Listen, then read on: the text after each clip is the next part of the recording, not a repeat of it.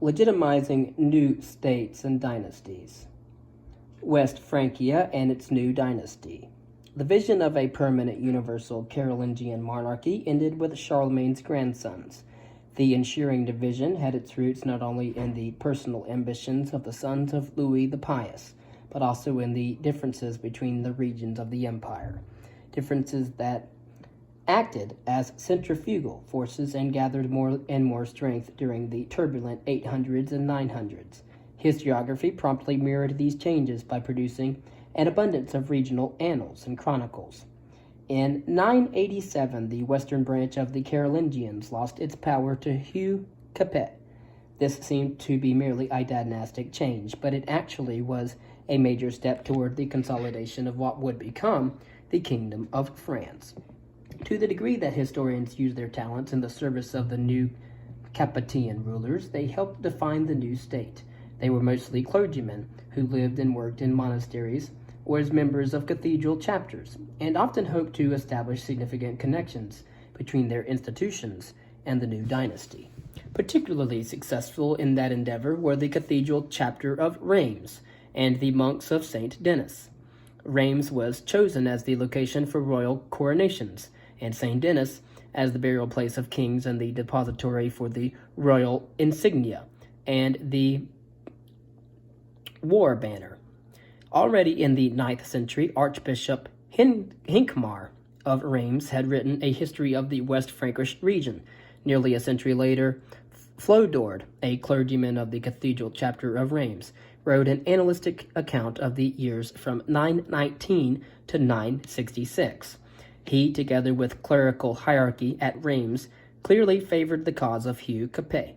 Subsequently, a learned Archbishop of Reims, Gerbert, encouraged the cleric Richer to tell the story of France.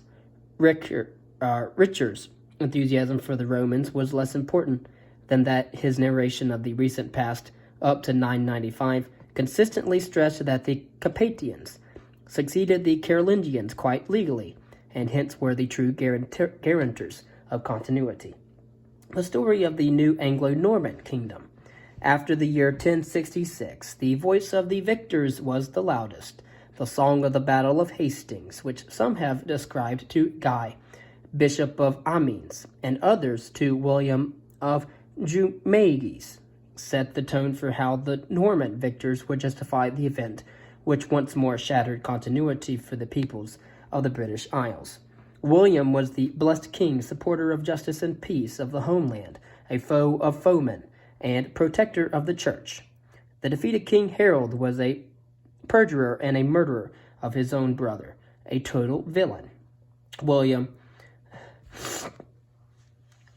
account, called Deeds of the Dukes of Normandy, was less florid in its praise of Duke William, who nevertheless remained an ideal figure, wise as Solomon and great in battle. Above all, Duke William was not a usurper. At one time, Harold, after having been shipwrecked and then rescued by the Normans, had sworn that after Edward the Confessor's death, he would acknowledge Duke William as king. The lesson was simply that the Norman dukes were legally the rulers of England, and that God had punished those who had done evil. The same lofty view of the invasion and of King William would be found in the Deeds of William, Duke of the Normans and King of the English, by William of Poitiers, who flattered Norman pride by proclaiming that old justification of invasion, the Anglo-Saxon themselves had desired it. Nevertheless, whenever William was not pleading the Norman cause, his deeds were remarkably accurate. He had, after all, one advantage over Abbot William. He was at court, had seen and heard what was discussed there, and had access to documents. There also was the sad story of the losers. When evening fell over the battlefield of Hastings, more than a battle, many Anglo-Saxon warriors and a king had been lost. A profound cultural change had begun, with the victorious Normans trying to reshape English life, including the English past. Anglo-Saxon saint stories and biographies, many of them admittedly full of inventions and imaginations, were purged from the sacred history of England, not in the interest of ecclesiastical purity or historical accuracy, but of Norman hagiography and historiography. At stake was the Anglo-Saxon cultural heritage.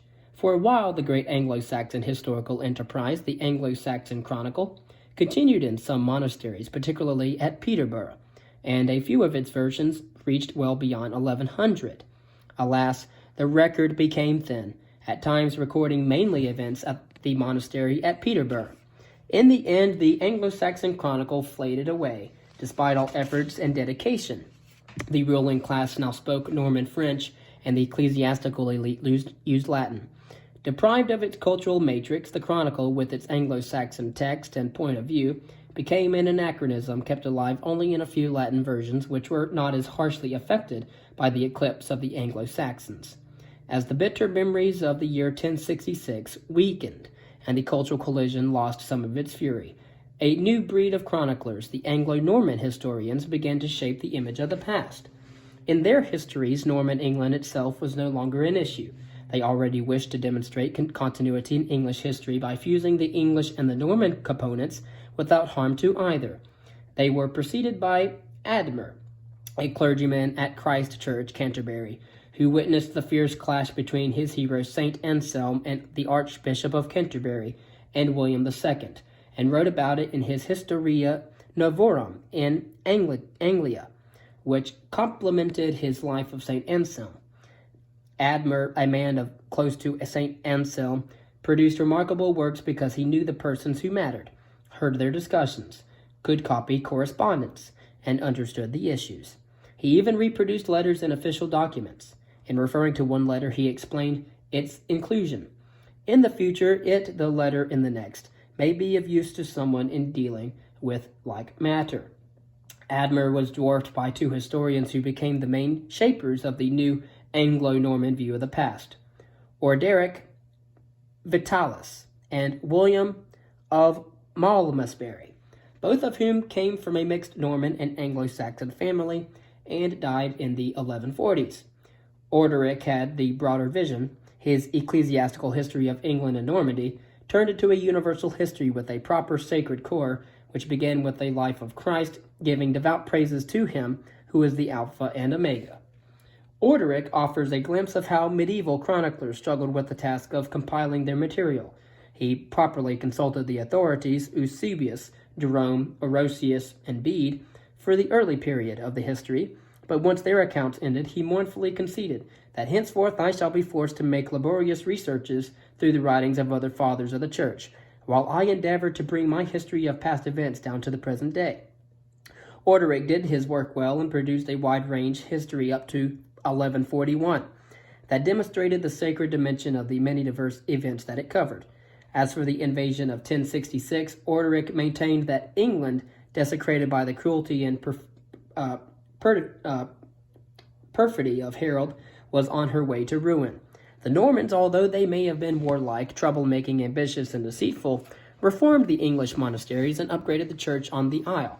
Such sacred and moral considerations must prevail in the judgment of past events.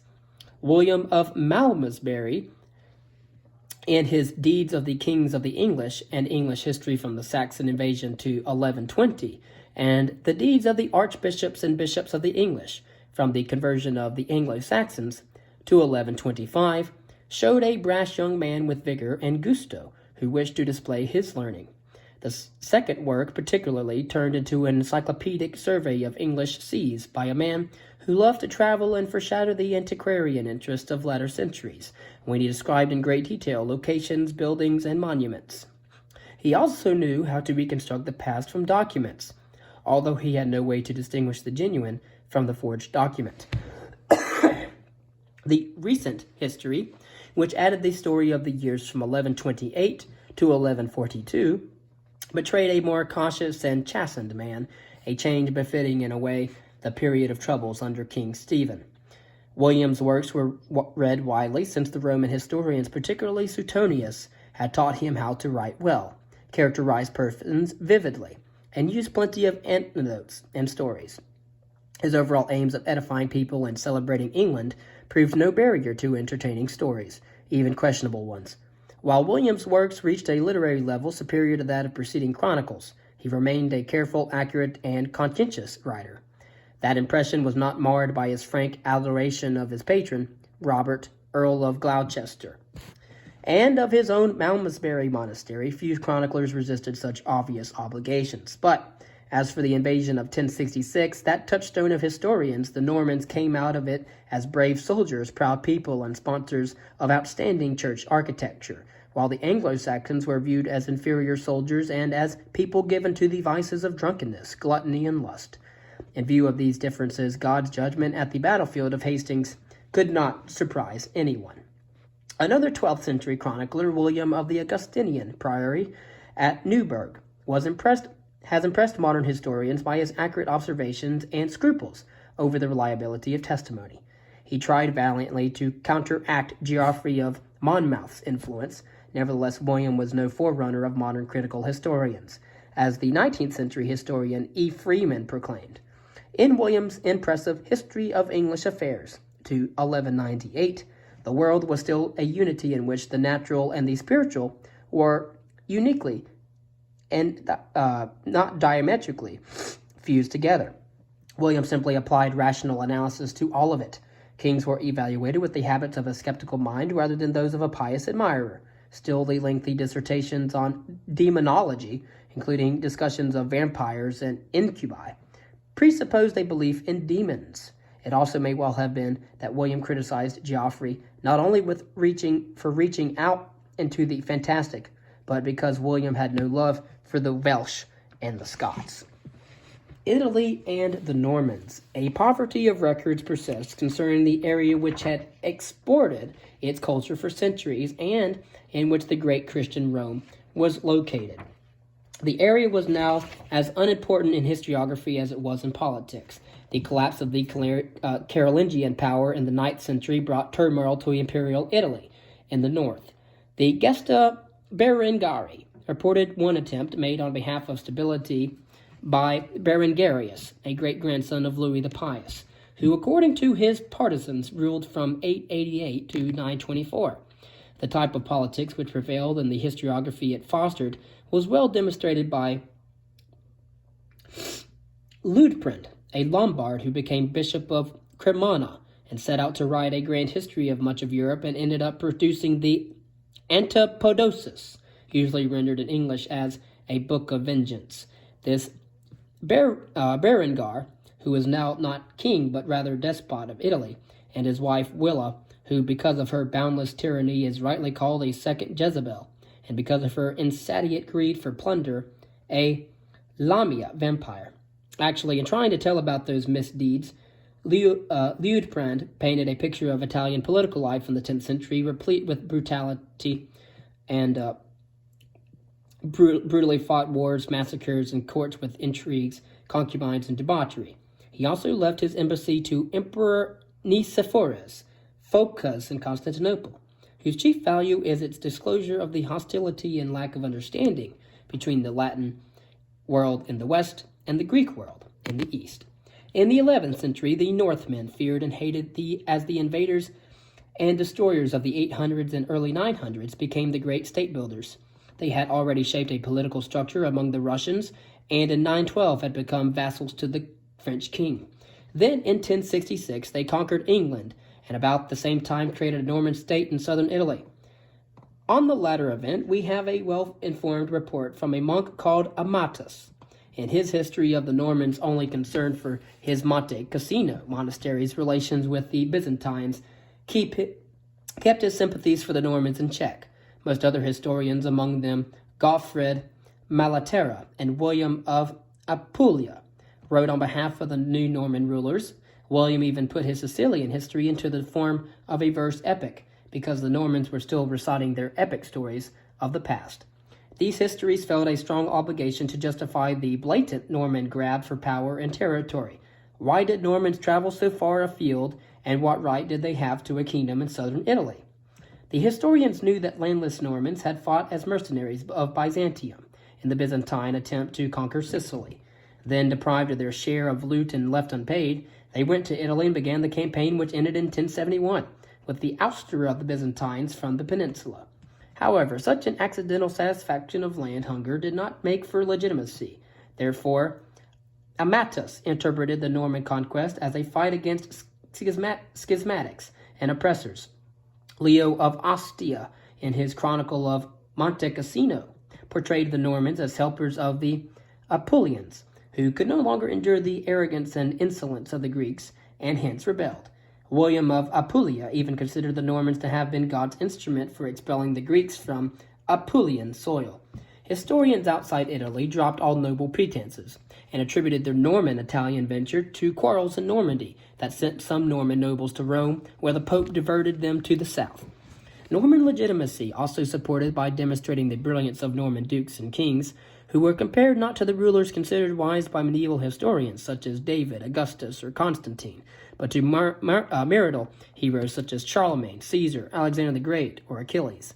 Against all that praise stood, without negating it, the frank recognition of brutality, cruelty, and an excessive lust to dominate. For contemporary historians, such flaws were compensated well for by the earnestness with which the Normans reorganized, reformed, and supported the church in the conquered territories. Impressed by their piety, Amatus even considered the Normans akin to messengers of God, and Malaterra told of St. George himself heading the Norman host and speculated that the royal ancestral village was named Hauteville, the High Village, not because of its location, but as a sign from God that great things would come from some of its inhabitants. Amatus had an even grander vision, showing Robert Guiscard conquering Apulia, Sicily, and finally, with divine assistance, Constantinople. The Normans, as new lords of the world, became a recurrent theme. They, as one time was the scourge of the West, had indeed come a long way in life as well as in historiography. The glory of mundane power, histories of kings and nobles. Matters concerning dynasties, states, and regions constantly competed with lessons of the universal Christian faith for the chronicler's attention, creating the chronicler's version of an old Christian dilemma, finding the proper resolution of the dualism between the mundane and the sacred, matter and spirit, and body and soul. The clerical chroniclers had made a clear choice for their own lives. Most of them were monks, but faced the need for a resolution of the dilemma when reporting on the high and mighty of this world, whose hierarchical positions endowed them with fame, splendor, and power, while their souls needed the restraints of Christian humility.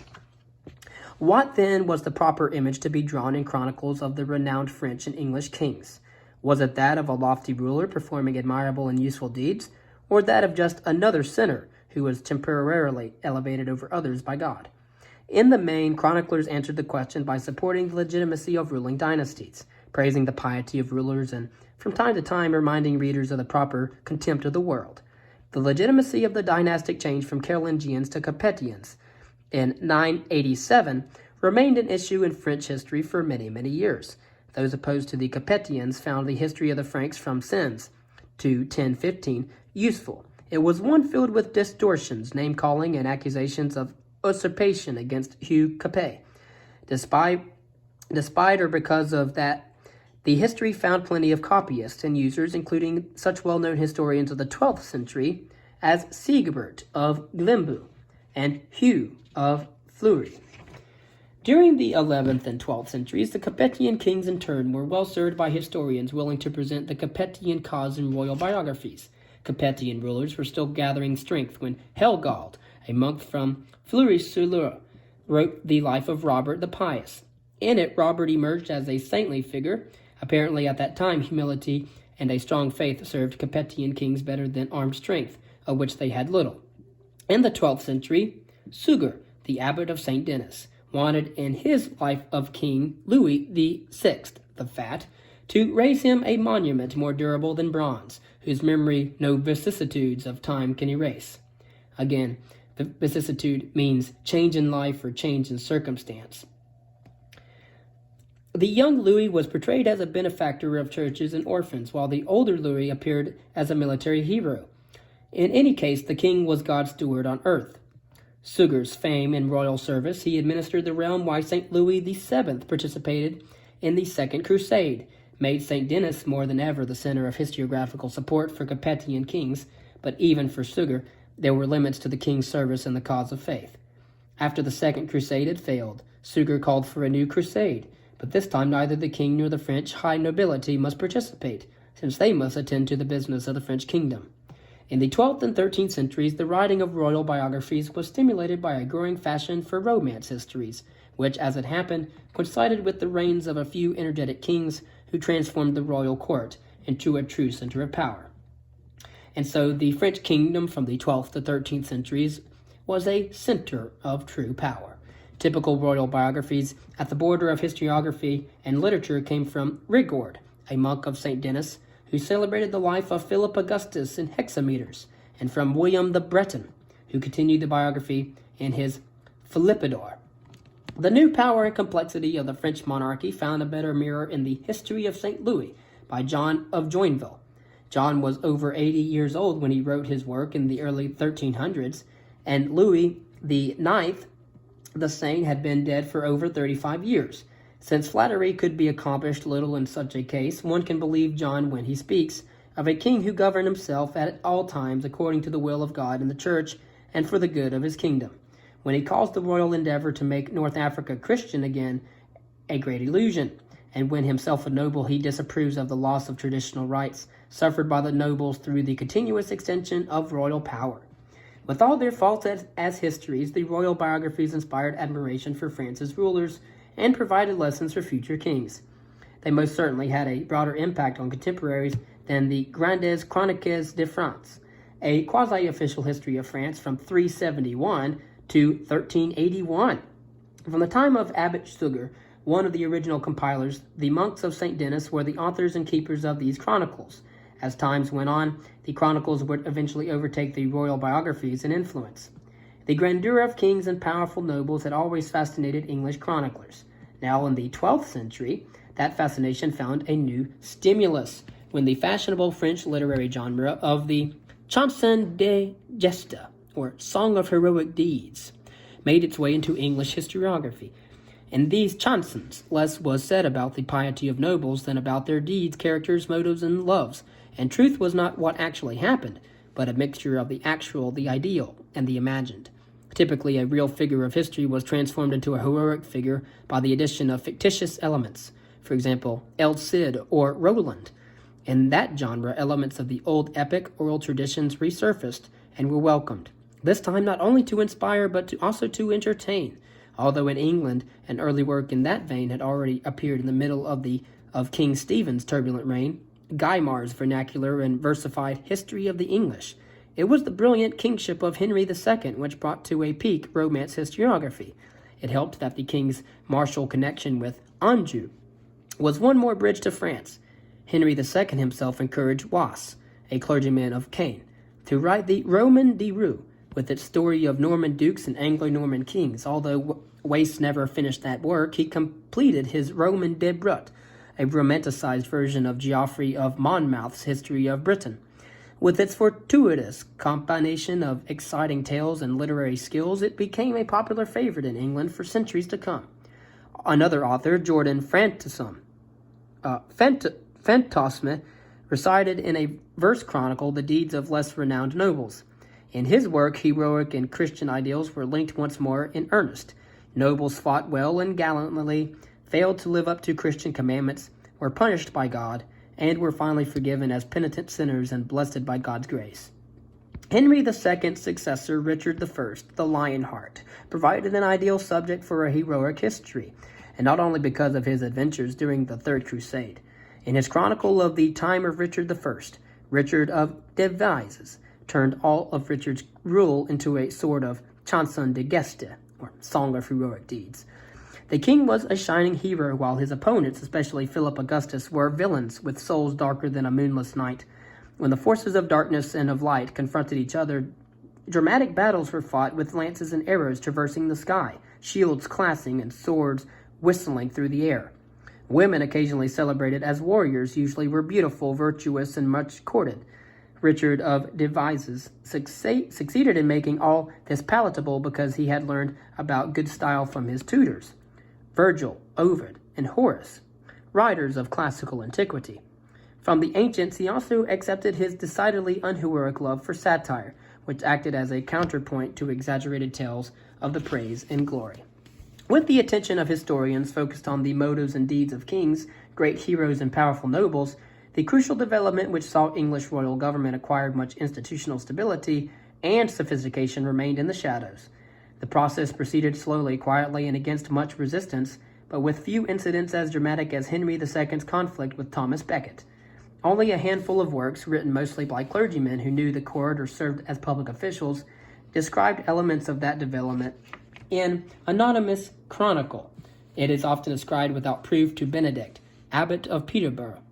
Roger of Howden's Chronicle and Ralph of Deceto's Images of History, which was the contemporary sequel to his Epitome of Chronicles. While these works forsook entertaining stories for dry records, such as royal itineraries, they offered insights into how the English state, with its rulers, its administration, and its judicial system, achieved a much clearer identity. They celebrated the state, that in the end would become a more enduring object of historiography than all the glorious and romanticized kings.